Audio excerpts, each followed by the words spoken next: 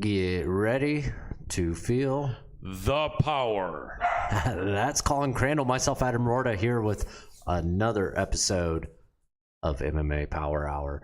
So glad to have everybody here. I'm actually just the producer and co-host. Colin's the man of the hour, and I always like to bring him in and introduce him. But before that, I always like to shout out Lith Token. When you get a chance and opportunity, head on over to lithtoken.io. We're building some cool things over there. I say we because I'm actually I'm pretty much the guy in charge of the technology and doing a lot of cool things there. We're working with physical NFTs, going to have a full NFT marketplace for everybody. I know a lot of people have heard that NFTs are dead in the water, and they are not. Believe me, things are actually going crazy right now behind the scenes with companies utilizing the technology and actually planning for the next, what we would call a bull run. When that happens, we don't know, but people are preparing, and technology is getting insane. But hey, Colin, this show is not about Lith Token. It's about mixed martial arts, and boy, oh boy.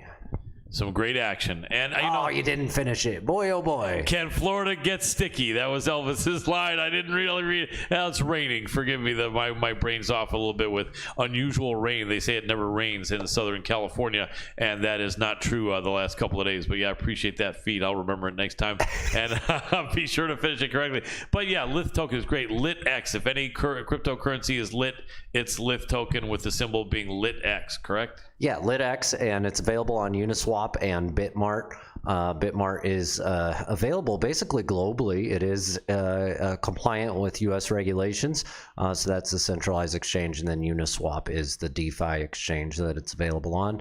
No financial advice here, but I will tell you we are building some really great things, and we actually have stuff to show for it, and it has not been fully revealed yet. So that's right. Be smart. That's all I can really say. Absolutely. Be smart. Trade on Bitmart. There we go. That's a new one for you. Anyway, so let's talk some MMA. An interesting event, UFC Fight Night this past Saturday. I don't know, Doctor, if you can bring that up. Not last Saturday's. No? Okay. So let me talk about a couple of fights. The main event was the women, Brazilians, killers. There's actually a little bit of controversy, not tremendous, but Marina Rodriguez, I know we had thought she would win. She was the favorite. She had looked amazing against all of her opponents. Just barely lost a split decision several years ago to the current champ, Carla Esparza, and she had the height reach advantage, was looking like the better striker. Amanda Lemos still had been killing it, more of a mixed fighter with just as good grappling and striking. It was a battle, but I'll tell you what, Lemos put it on her. She hurt her. She backed her up to the fence, and Amanda, to her credit, not Amanda, Marina had her hands covering her face. And Amanda Lemos threw a barrage of maybe 5-6 punches. 3 of them missed. Maybe one of them grazed a little. One of them hit fairly hard. And for that, the fight was stopped. Rodriguez kind of did complain, not vehemently, but did say, wait a second, I'm still completely here. It did look bad. Lemos was looking absolutely amazing. So question may have been a slightly early stoppage, but it is what it is. I mean, that made a few of us wonder, would they have stopped a man's fight that way? I mean, they may have, even though men are doing a little bit more damage with strikes than women in the MMA. It's just biological, comes down to nature. And so you would have thought that it really didn't seem like Rodriguez was getting hit with absolute bombs. But then again, both these women. No, this fight went almost exact opposite direction how I thought it would. Yeah, I know. Most of us, Rodriguez, this was going to be really her coming out party, so to speak. And it looked like that. But Lemos looked better than ever. And I'll tell you, after that fight, I'm sold on Lemos. Amanda Lemos is absolutely a killer. So, but Rodriguez will be back. Fight may have been stopped a little bit early. Neil Magny getting the win over our friend D-Rod Daniel. Exact opposite how I thought that one would go too. I know. Magny no matter how bad he looks in some fights, he just comes on third round. Neil Magny owns third rounds in the UFC. The dude's in his mid-30s. He's getting older, but it just seems like he gets stronger in the third round, and he's so determined. I'll tell you what, though, with his win over D-Rod and how good he's looked against a lot of other fighters, just getting owned by Shavkat Rakhmonov does make you wonder how good Shavkat is, and the answer is he's really, really good. A lot of people are saying that Shavkat is really almost like an identical fighter to Khamzat Chimaev, just not as many people know of him, but he's actually got more fights and more stoppages than Chimaev. But anyway, Neil Magny becomes the UFC welterweight with the most stoppages, I think, in UFC history, with that stoppage of D-Rod. And so very, very good fight. Here's an interesting one that I didn't know about until earlier today. So who held that previously? Was it Stevens? Jeremy Stevens? No, he never fought welterweight. No, definitely wasn't. Oh, not welterweight. No, for welterweight, hard to know who it was. I don't know who it might have been, but I know our friend Chris Lytle had a lot of stoppages years ago. It's just for welterweight. Yeah, for welterweight. Okay. Yeah. Anyway, here's an interesting. Let's go in overall. Yeah. For sure. Here's an interesting factor, an interesting situation that I was not aware of until earlier today. Derek Minner was a bit of a dog to Shailin Nerdenbecka. A lot of experts, including us, I think, believed Minner was going to show up and look really good there. So here's a strange thing that they've just released happened in that fight with the odds, which is under investigation. Nerdenbecka was maybe 2-1 favorite, just slightly over. Within, I think, a period of hours before the fight, he became a 4-1 favorite. And we know how that fight went down. Immediately, Derek Minner suffered an injury. I think it was to a shoulder, arm, something, and Nerdenbecka just came in there and swarmed him. But it's kind of ironic because it seems like somebody knew that. It seems like somebody or a few somebodies put a large amount of money on Shailin Nerdenbecka, and that's not cool. Prime example of why they changed the rules. Right. Fighters can no longer bet on themselves or against themselves at all. Right. But yeah, that sucks. And I felt bad for Derek because he's a tough guy and a good dude. And I think heading up and injured, I think he was the better fighter between him and Nerdenbecka, but not. I'd say really only a couple other fights on.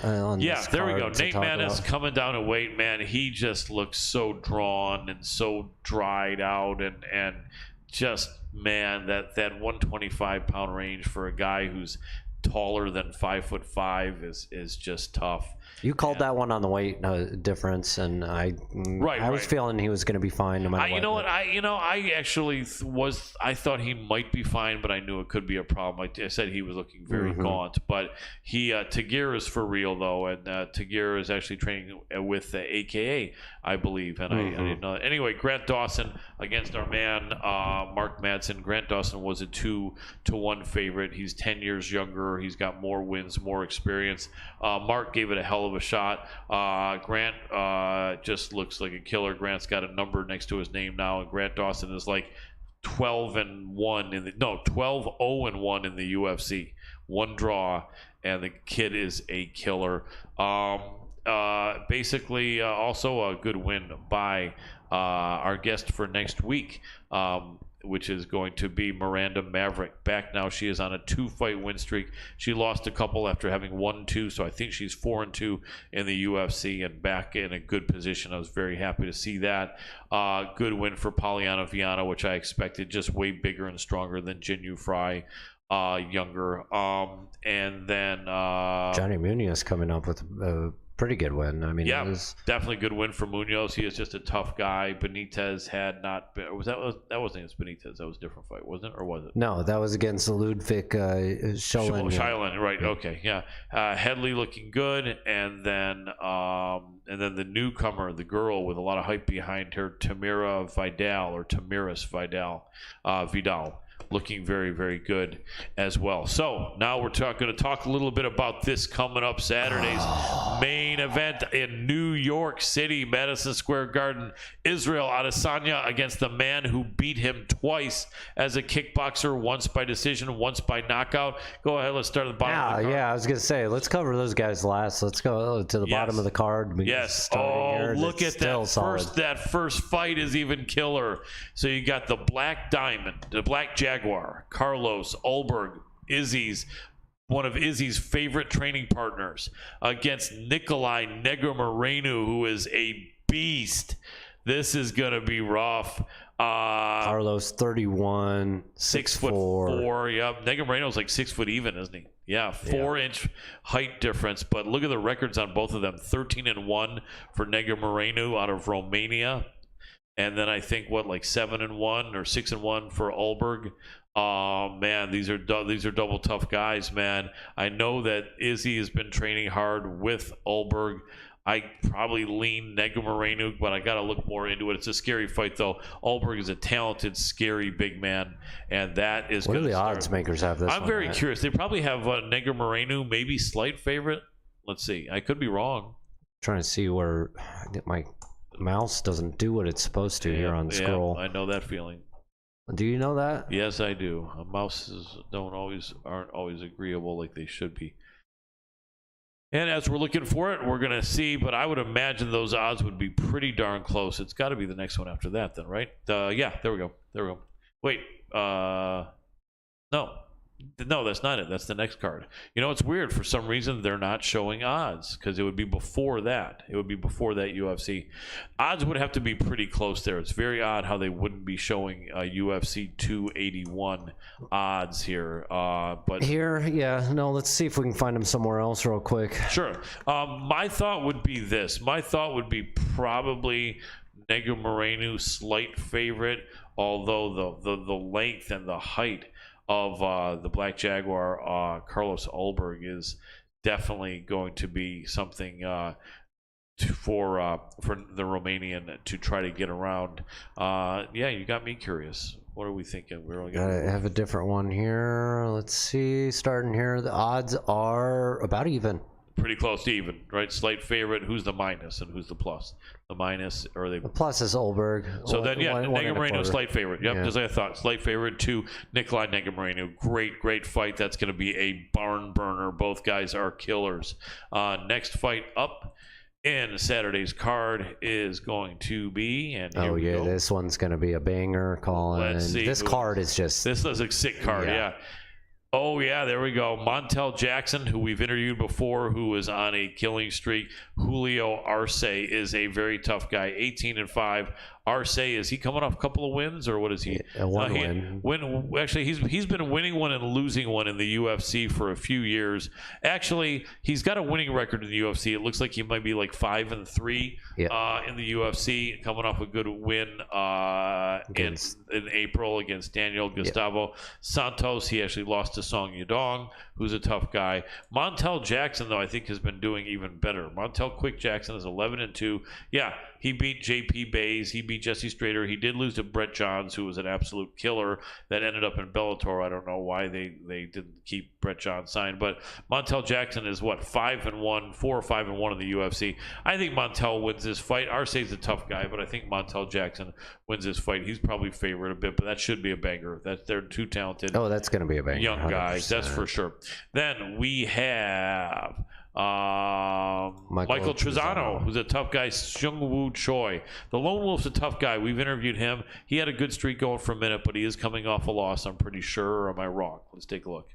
Yes, he is. Yeah, he's coming off of 2 losses, actually. So this is an important fight with his back against the wall. He beat Luis Pena and Joe Giannetti. He lost to Grant Dawson, which everyone does. He beat Ludovic Klein and then lost to Hakeem Dawodu and Lucas Almeida. No shame in that. But he needs a win. The Lone Wolf really needs this win. But that win against Ludovic, I don't think he's in danger of losing his contract because of that win against Ludovic. Maybe not, but you're on a 2-fight losing streak, and it just depends where. He's 50% right now in the UFC. If this is the last fight on his contract, Adam, if it was another 3-fight contract and he loses 3 out of those 3, he's probably out. But wow, same thing for the other guy. Seung-Woo Choi on a 2-fight losing streak after having won 3 in a row. Yeah, he beat Suman. Yeah, but he lost against Alex Caceres and Josh Kulabau. That was a split. That was a close fight. Yeah, that was a close fight. I don't think either of these guys are in danger of losing their contract. I'll be frank with you. I just don't think they are. I hope not. Although losing 3 out of 3 in the UFC, I will say 75% of people that do that lose their contract. But you have to also look at the wins They're that they tough have guys. too. They do have I mean, wins. They do like, have wins. That's true. It's not like they just came in and lost 3 immediately.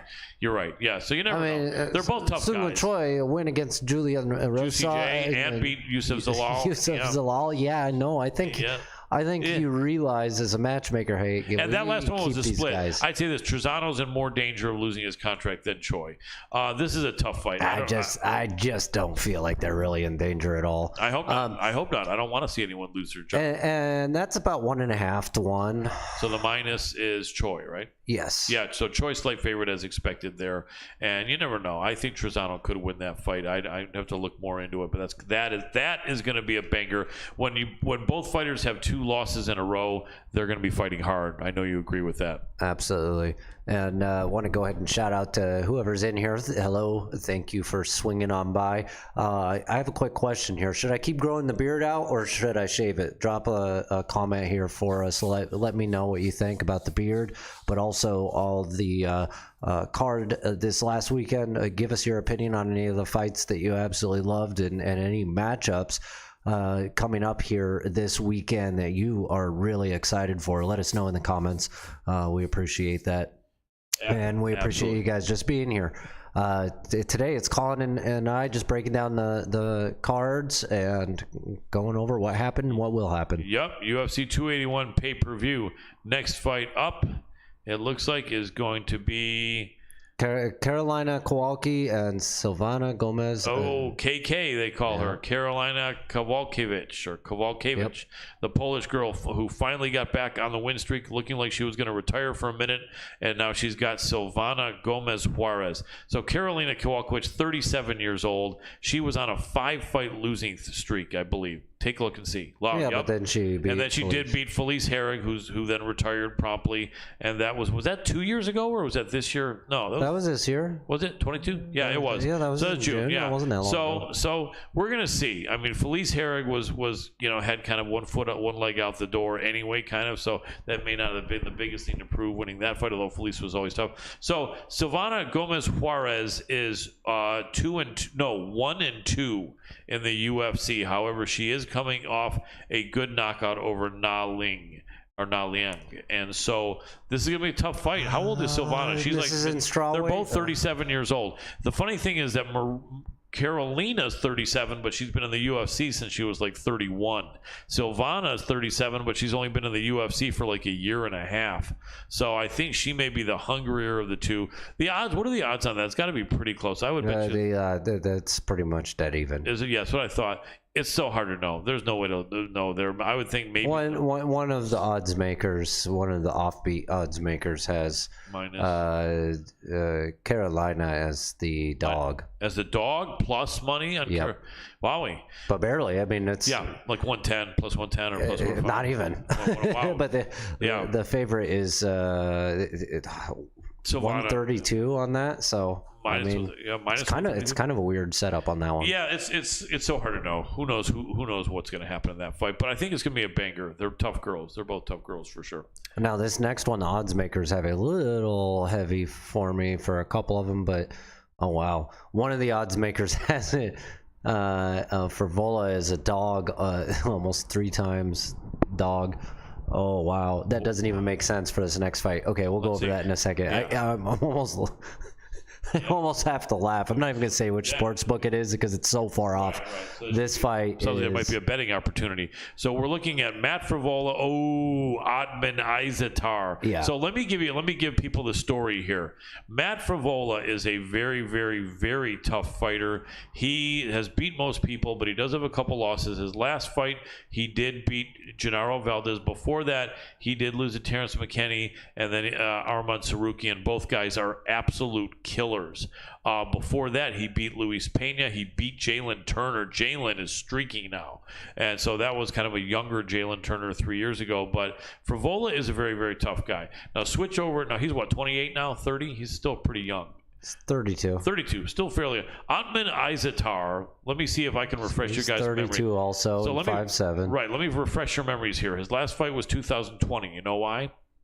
people might not remember this. Otman Izatar was a golden boy. He was going to be fighting at an event, I think near the end of 2020 or the first month of 2021 in the United Arab Emirates. Someone broke through UFC security and got to the fighter hotel, where it was absolutely considered illegal to trespass unless you had an ID badge. Someone scaled the ledge to get into his room or suite and gave him something, and he acknowledged knowing the person as like a teammate or something, and he, I think, was banned for a year and a half from the UFC. Yeah, it was COVID compliant stuff, and yes. It was just a zero tolerance, tolerance, and also no one's supposed to be sneaking around in a place that's off limits. God, I'm glad we're done with that, Colin. Yeah, no, I agree 100%. I'm not really worried about the COVID thing at all. The whole thing there was that it was like a small, secure area where this fight island, and the prince and everyone made this like ID only. I mean, at the end of the day, everybody was freaking out and afraid. We look back at it now, and it's already almost kind of like a joke and laughable. But you know, then the world didn't necessarily know, and people were taking their precautions, and it was zero tolerance policy. Yeah, so, exactly. Hey, but I also, rules were broken. Right, but I also think it was like, you know, Izatar is Arabic fighter, and I think that just the disrespect that the prince felt that he showed over there in the United Arab Emirates to have someone do that, or to know someone who would do that. So he was booted for about a year and a half. It is what it is. But the bottom line is that was definitely a no. It was a UFC decision. I mean, I'm not saying politics didn't play into it. I don't know, probably did, but realistically, it's just you went against what Uncle Dana said absolutely needed to happen, and they didn't listen. Right, and I think also the partners of the UFC in the United Arab Emirates were extremely angry as well. And so that was a no-no. But the man is back. Now, here's a question. He's 32 years old. Let's go back to Otman Izatar. Give me a second here. Sure, no problem. Give me a second here. Okay, he's way down near the bottom of the screen. All right, let's do this. And so they're both 32, I think you said, right? So Izatar, how often had he been fighting before that? Like twice a year? Yeah, a little less than that, but he less than that. Only had 2 fights in the UFC before that. Okay, so there's two things. He only had 2 fights in the UFC. He had only been fighting once a year anyway. And so now he's had 2 years off. Yeah, what am I saying? A year and a half. I think it was that was since his last fight. Averaged about twice a year over the years. So he's had 2 years off. So here's the question. They always say that a younger fighter getting a couple years off is not always bad, and frequently it's good. They heal up their joints, everything. They do say, though, that a fighter in their mid-30s or older, it's not a good thing. He's kind of in between, 32 years old. He's been off since he was 30.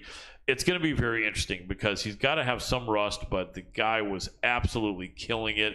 I agree with you. I don't think he should be a huge favorite. We don't know what he has, what he's been doing the last 2 years, and I think Frevola is a hungry, tough fighter. But let's go to the odds. I have a feeling you're implying that they have Izatar minus 300 or minus 400 or something.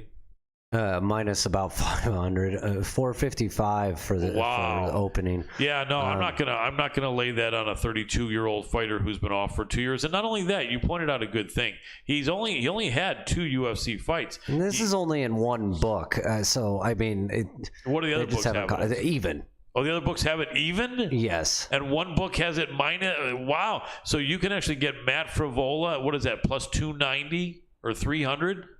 Yeah, plus 300. That doesn't make any sense.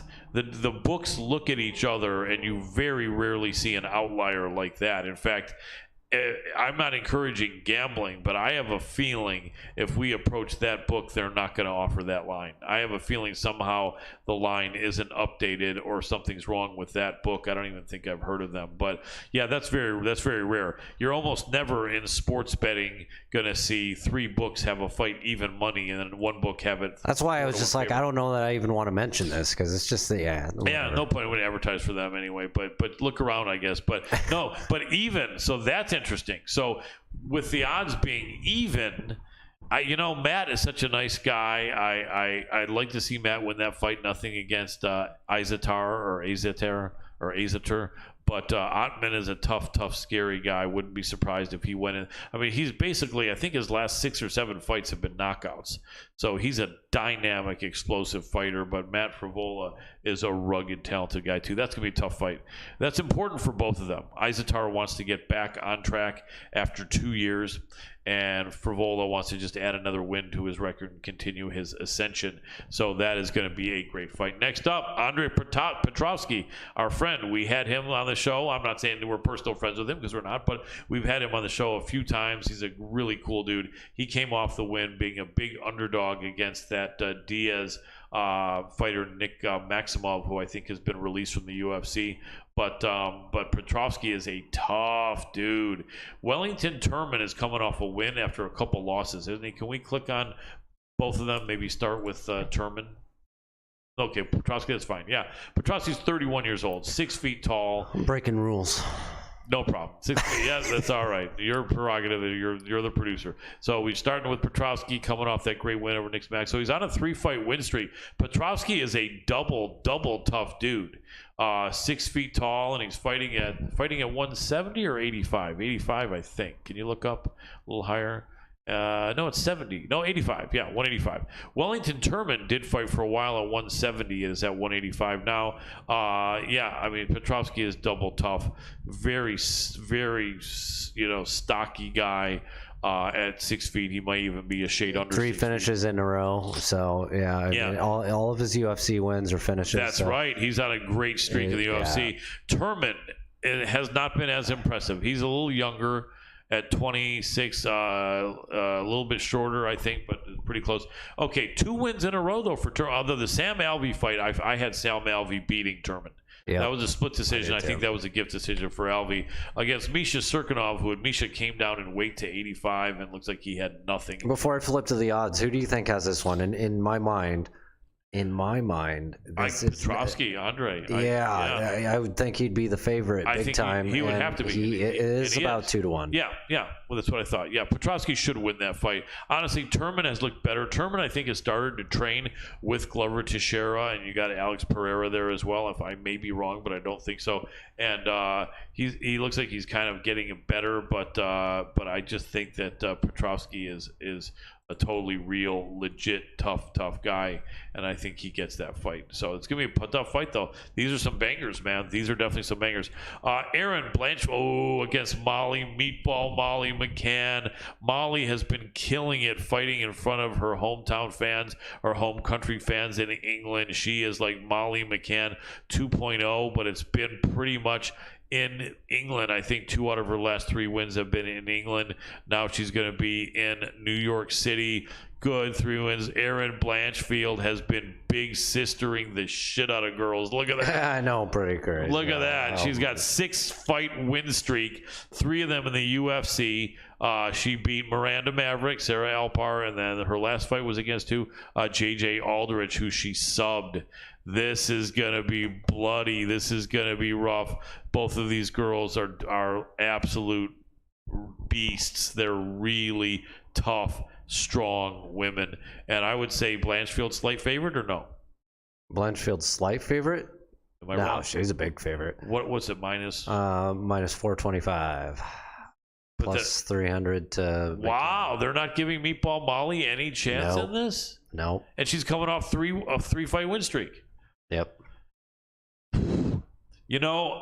Erin Blanchfield is very impressive. Blanchfield is one of the better wrestlers of female fighters. You know what? I'm throwing 20 on this one for Molly. I think it's closer. I think it's worth the risk on this one. Yeah. I'm going to throw 20 on it. I do too. I mean, the takedown defense is going to be key because on the feet, Molly is the better striker. But Blanchfield is tough. Blanchfield's so young too. I think. Can you look at the ages? I think Blanchfield's like 23. Yeah, 23, and she's already 9-1 in her MMA career. 32 for Meatball Molly. Yeah, Meatball doesn't have any time for any more losses. She's 13-4, 32 years old. Molly, that would be a big setback. Molly's going to fight her heart out, and I think she beats Erin Blanchfield. Although be careful because Erin Blanchfield is double tough. Then we got Dominic Reyes back in action against Ryan Spann. This is an interesting fight. Both guys have several losses. However, Spann is on a win streak. I think at least two fight. No, just one. No, he beat Ian Kutalaba, lost to Lionheart Anthony. That was what I called, and you got wrong. I won't forget that one. Yeah, I think you could have been right. I was like, I told you. Yep. And then he beat Misha Serkinov, lost to Johnny Walker, beat Sam Alvey, beat Devin Clark, beat Antonio Rogerio Nogueira. Wow, so he is like 6-2 in the UFC, but in his last several fights, it's been win one, lose one. 31 years old, he's 6'5", and definitely cuts weight. His opponent, the Devastator, 32 years old, he's on a losing streak. He looked so good for his first several years in the league. He looked good against John Jones, like really good. A lot of people, including myself, felt he may have deserved the decision against John Jones. He didn't get it. Jan Blachowicz then just starched him, and then Yuri Prokaska starched him. So I think you will not disagree with me this time. His back is a bit against the wall. Yeah, his is against the wall. There's too many good guys in the light heavyweight division to have a fighter on a four. At the same time, this is one of those that I am kind of like, he's had enough wins against guys that are still in there, but he's got some that are... The division is really deep. That's the thing. The division is so deep. Yeah, they don't wins need that to he keep has, around a guy with 4 losses. The wins that he has, they're good. They're impressive. Yeah, not really anymore. Not that much. Not anymore. No, they're not. You're right, because he went over an undersized Chris Weidman, a bunch of other people. The Jones fight was still the most impressive. Anyway, you want to see the odds on that? I'm curious to see. They're definitely going to have. They're definitely going to have Spann the favorite. No, he's not. No. So it's almost about minus 230. Minus 2 for Reyes. I'd say Spann is live. I don't know. You're making a guy with a 3-fight lose. The one thing is this: his 3-fight losing streak has been against killers, has been against absolute killers. His opponent's been going win one, lose one against mediocre guys. So I guess I can see that, but I'm not going to lay. I can't, in good conscience, lay money on Dominic Reyes, who's lost 3 fights in a row. But then I don't know whether I'd want to bet Ryan Spann. That's going to be a tough fight. Reyes needs the win. Reyes needs 100%. The win. But then again, Spann's not a super young guy either. Let's cruise through the next few, and then we can get up to the Coco and co-main. Sure. Okay, Brad Riddell, another teammate of Israel Adesanya. He looked so great for so long. He came up against a couple guys that just couldn't handle the jump in competition. Renato Carneiro also has been. Can you click on Carneiro just real quick to make sure? Oh yeah, Carneiro. I'm thinking of Moicano. So Carneiro, Renato Carneiro. Oh yeah, he has Moicano. Both of these guys have had several losses as well as wins. I'm with Brad Riddell. I'm with Brad Riddell here. Brad Riddell, I still think I am too, actually, on that one. Yeah, okay. So Brad Riddell over Renato Moicano.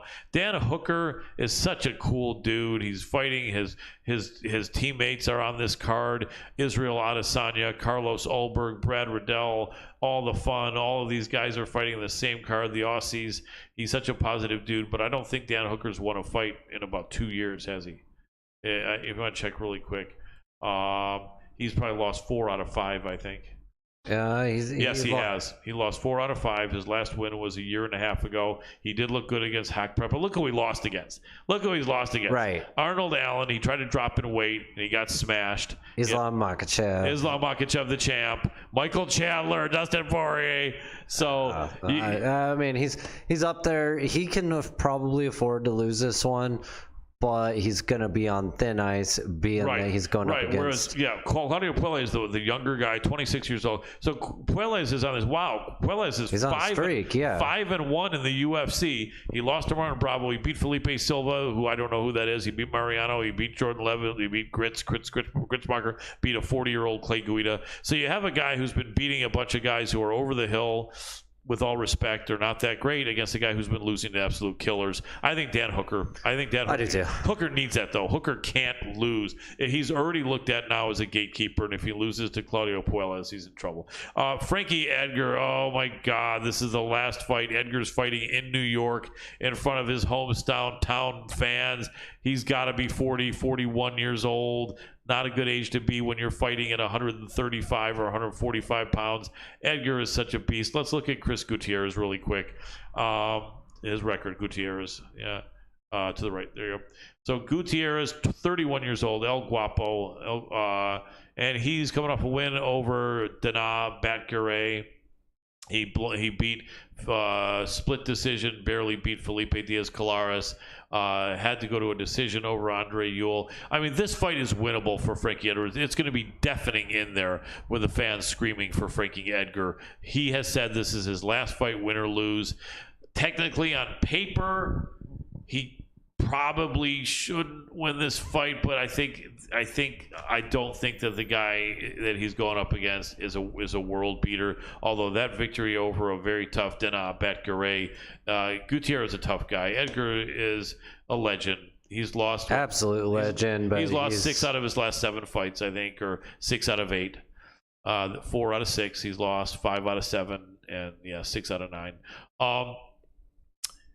I think Frankie can do it. What are the odds going to show? I'm so curious. This one I'm really curious on. Probably Edgar, slight favorite. Actually, no, slight dog. 2-1 Gutierrez. Yeah, I mean, you know what? I don't know. I don't think I'm going to bet that fight, except maybe $10 on Edgar because I hope he wins. And when $10 he wins, will not bet anything. Although I'm not encouraging high betting, but yeah, on paper, Gutierrez should win. But I think Edgar maybe can pull it out and. He's going to try real hard. All right, so here's my question, and we have a few fights in here to go real quick. Fights, yep. But for all the fights on this card, and you know the co-main and Coco and then the main, right? Yeah. So out of all the fights on this card, which one do you think is going to be fight of the night? Wow. You know, Carla is going to really wrestle Weili Zhang, and a lot of people are not excited enough about ground control to call that fight of the night. So I don't think it'll be the co-main, the women's strawweight title. I don't think. Adesanya Pereira or Poirier Chandler. I think it's going to be Poirier Chandler. Adesanya is a very measured, skillful tactician and a tricky guy, and I think he's going to employ those tactics to make it an interesting fight, but not necessarily a barn burner. A lot of Israel's fights are not barn burners, although some are, and he's a tremendous talent. Yeah, I think the fight of the night, if it's going to be of those 3 fights, is going to be the Diamond Dustin Poirier against Iron Michael Chandler. So I think that's a good contender, but I'm going to throw out there, I think the opening fight of the night is going to get fight of the night. That would be, and it could. I thought we were just including those 3. No. Okay, then I think it could be. Although I still probably say Poirier. I think it's going to be a contender between those 2. I really do, and it's very odd and rare to see an opening fight. But this card is stacked. It really is stacked, and it's a good pay-per-view. Dustin Diamond Poirier, 33 years old, 28-7. Let's look at his last 5 or 6 fights here. He did get choked out. Or tapped by Charles Oliveira, no shame in that. 2 good wins over Conor McGregor. Beat Dan Hooker. Did get choked or tapped again by the rear naked choke by Habib. And before that was on a killing streak, beating Max Holloway, Eddie Alvarez, Justin Gaethje, Anthony Pettis, and Jim Miller. Wow. Okay. So his only losses were by submission. Although Habib had just got that top position and got behind him, as did, I think, his last loss to Charles Oliveira. Chandler, let's look at Chandler. Chandler, 36? Is that? Yep, he's 36. He's older, so he's older. Chandler, 23-7, and his last fight, it was a win against Ferguson. Ferguson, that great front kick. Yep. Front teep kick knockout. Before that, he lost a fight very close to Justin Gaethje. Charles Oliveira, he had him hurt. Oliveira came back and finished him. Before that, he beat Dan Hooker. And Charles went on beast mode on that one. That one I was not expecting. No. And then he beat Benson Henderson and Sydney. You know, I think Dustin is, Dustin is a better jiu-jitsu guy. Chandler's the better wrestler, and the striking is going to be so interesting because you know how Chandler strikes, Adam? Chandler's a stocky, short, muscular wrestler with a lot of power, right?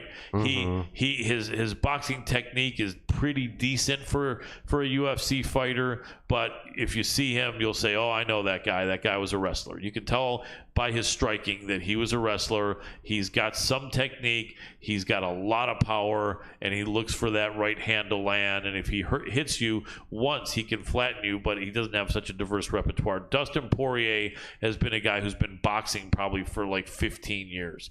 His boxing technique is really, really good, but his chin's been checked a couple times, but then no one stopped him that way. I thought someone had stopped him, but the last time someone did stop him, Conor McGregor stopped him like 10 years ago at featherweight, and Dustin had no reason to be at featherweight. This fight is so important, man. In all honesty, the winner of this fight should absolutely be in line behind Beneil Dariush. Beneil should be first in line. I know Islam's gonna fight Volkanovski, champion versus champion. I think, as many people do, it should be Beneil Dariush first. But the winner of that fight has got to fight Beneil Dariush, and my feeling is the winner of the fight of whoever wins between Volkanovski and Islam after they fight Dariush, the winner of this fight is in line for the title then. So and I think the odds makers have this one right here, Colin. I think it's definitely Poirier. I don't know. I was not going to say that. I was going to say maybe slightly even, with maybe Chandler slight favorite, but it looks like not. What do they have? Anywhere from minus 175 to minus 210 Poirier? Is that it? Minus 220, but yeah. You know, the funny thing is that Poirier hasn't been stopped on strikes since he lost to Conor, like I said, 8 or 9 years ago. Chandler did just get stopped on strikes by Oliveira. So I think that's the concern. You know, I agree with that. So let me ask you this, Adam. Chandler is definitely the better wrestler than Poirier. They're both good strikers, but Poirier is a jiu-jitsu black belt, and Chandler is probably barely a brown belt or probably a purple belt. If you're Chandler, if you start getting outstruck on the feet and pieced up by Poirier, are you going to try to take down a jiu-jitsu black belt? Absolutely. You are. Right? Absolutely. And I think that what he's going to want to do is take him down, though, and not sit in Dustin's Listen, if Chandler ends up winning this, which I don't think he's going to, I think he's going to get caught. I think it is going to end up in a submission. First off, I'm going to say that. I think that's how this is going to go.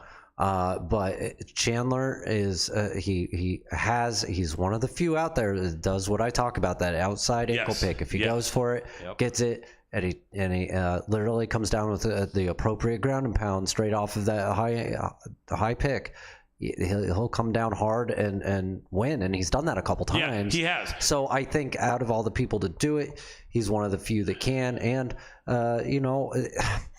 I'm not betting on this one, honestly, but I think the odds makers still have it right. I think Poirier is still going to catch Chandler. I think that's how it's going to play out. I think he's going to catch him. It's going to be a submission. It'll probably be in the third round. Interesting. I don't know. I as of right now, I'm just a little bit leaning Chandler. I hate to do it because I really have always been a big Poirier fan. Chandler, if he wants to stand and bang it out, though, Poirier's he's gonna win. That's probably so. Unless Chandler can just catch him with a big overhand right. Yeah. Poirier's technically. Yeah. Well, we've taken enough time on this one. Let's head on over to the co-main. Right. So Weili Zhang. If you want to go take a look, or Zhang Weili. She's 33, 5'4", 22-3. She has actually been doing quite well. Over at Fight Ready. 2 losses against one person, Rose Namajunas, and she's won. That's all like her kryptonite is Rose. Yeah, Rose. Although that split decision was very close, I did think Rose deserved the win, but some people felt Weili deserved the win. Anyway, great wins over everyone else. She's now training at Fight Ready with Henry Cejudo, or at least she was. I think she may still be there, although I saw some training clips, and I didn't see Cejudo there. But Carla Esparza, the Cookie Monster, 2-time strawweight champion, the only one of the only 2-time strawweight champions. I think Rose Namajunas is a 2-time strawweight champion, but Carla only the second 2-time strawweight champion. Over there with Team Colin Oyama, a great guy we've interviewed several times. I did call her win over Rose right here on this me show. Too. Just we both so everybody did. knows. We both had Carla. We were calling for Carla, and about everybody else was thinking that we were crazy and stupid. And it's like, nah, she got this one. It was close. It was close. We interviewed her, I think, only 5 or 6 months or 3 months before that. Yep. That being said, styles make fights. While I think Weili lost against Rose and Esparza beat Rose, I think this one's going to Weili, man. I'm against you. I think Carla can control it with the wrestling. Weili Zhang has not fought anyone with wrestling like Carla Esparza, unless I'm wrong. Let's take a look. Joanna Jędrzejczyk is a striker. Rose Namajunas is not a wrestler. Jessica Andrade can do a little bit of wrestling, and Tisha Torres is not a wrestler. Daniel Taylor, someone. Anyway, it doesn't matter. Bottom line is that my point is illustrated. Weili Zhang has never fought a woman who has wrestling skills like Carla Esparza. It's going to be a tough fight. If Carla cannot get the takedowns, then she gets pieced up badly. So it's going to be tough. But I think Carla can do it. I bet you they have Weili favored. Am I right? Oh, yeah, big time. Wow. Is that minus 300 something? And minus 400 and plus 300. Wow. No, I'll put Carla is a dog. I mean, that's a good one to go for another 20 on the dog. Yeah. 100%. Yeah. I think that's a good one. I may even parlay those two just for shits and giggles. Yeah. But I think Carla's live, but she's gonna have to get those takedowns. Yep. All right, so let's go to the main. It's Alex Pereira against Israel Adesanya. Yeah. So first of all, how important is it to you, Adam, that a guy who I think is like 31 years old now lost in his mid-20s in kickboxing to a guy twice? Does that mean this guy is going to be in his head now that Israel... 100%. I think this is going to make a big difference in the way this plays out. This is one of the few losses that has been impactful. 2 losses against the same guy. It's gonna mess with his head. I think this is one where it's really gonna mess with his head. Stepping in there, it's gonna be just like his Israel's fight against having a brain fart right now against Jan. Yeah, totally different mindset, but I think that was recent enough within the last year and a half that it's gonna bring back those memories of loss and just really create that heartache. And when he steps in there, I think he is going to have a little bit of an edge. And also, no, it's not like Izzy has a huge skill set outside of kickboxing. He just doesn't. No. He's not horrible on the ground. He's proved that in a couple of his fights. He's got more jiu-jitsu than wrestling. That's true. Yeah. But his defensive wrestling is good, but Pereira's going to have no interest in taking him down. So here's my question to you. Not just a question. I'll put it as a statement and a question. Since those losses, Israel Adesanya has come into his own. Back then, it was before he was at his physical prime. Men don't hit their physical prime in combat sports usually until they're 28, 29, and those fights were certainly before he was that old. Since then, he has become the man that he is now, very confident. He is the one with the MMA experience, twice as many fights in MMA, several more years fighting MMA than Pereira. They're fighting with smaller gloves. And this is also a chance for Izzy to get revenge on Pereira. The one thing that I wonder is Izzy hasn't felt the desire to try to grapple at all with any of his previous opponents. But I think... You think you're going to see it here? I wonder. I think he should. I think he should. I think he has to. He has to, probably. You know what, though? I think will his ego get the best of him, though, and stop him from doing that? Yeah, it's going to, but he has to. If he wants to win this one, he's got to mix it. The odds makers have him as a favorite in this one. I think that's the exact opposite. I'm actually going to go with Pereira on this one. Wow. I'm going to put him in the parlay with Carla and Molly.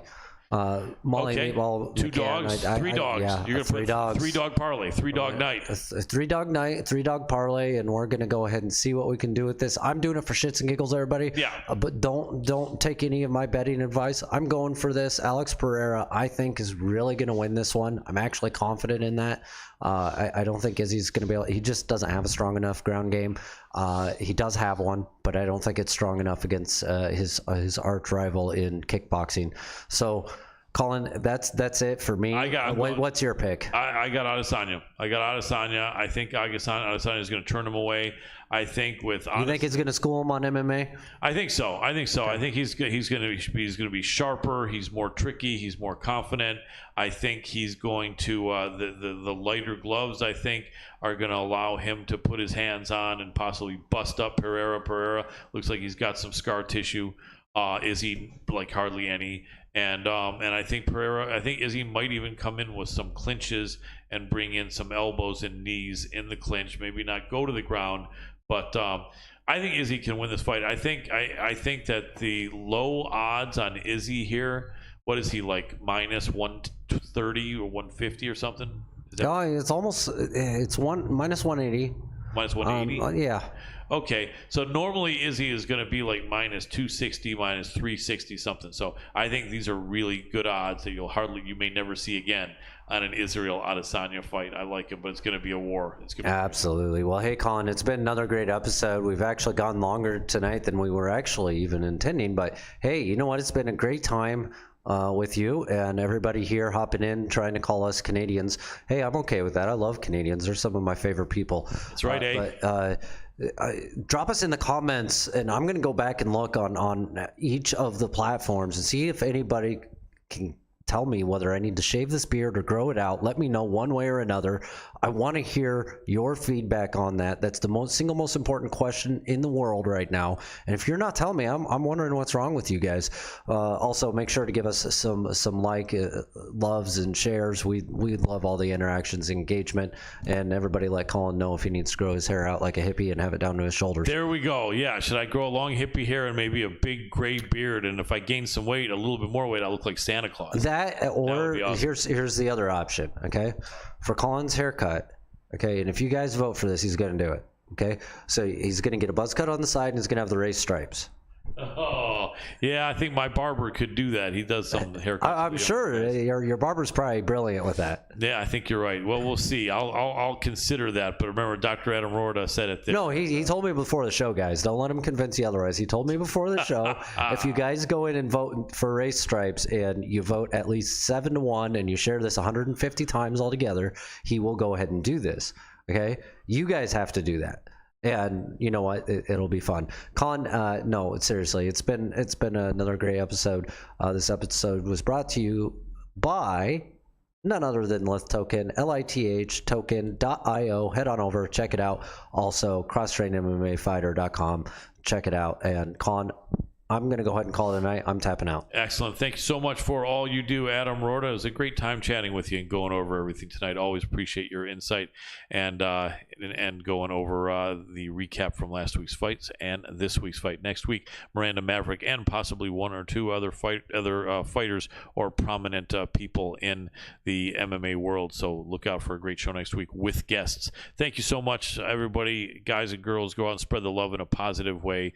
Be that guy and be that girl that does that helps give someone a kind word and let people know you care about them. It's hard times and it's a cold winter, it looks like already. Be good to yourself. Take good care of your animals. The love you get back from them is a millionfold and you know, is so deserved. And, you know, make sure they have fresh water, fresh food, and medical care. They really need it, especially if your animals are older. So that's about it. Thank you so much for joining us. Tell a friend, share, like, whatever you can do. If you want to contribute something to our budget too, that would be awesome. That's about it. So thank you so much, everybody. Again, really appreciate you. For the entire team here at the MMA Power Hour, this is Colin Crandall, and for tonight, I am tapping out.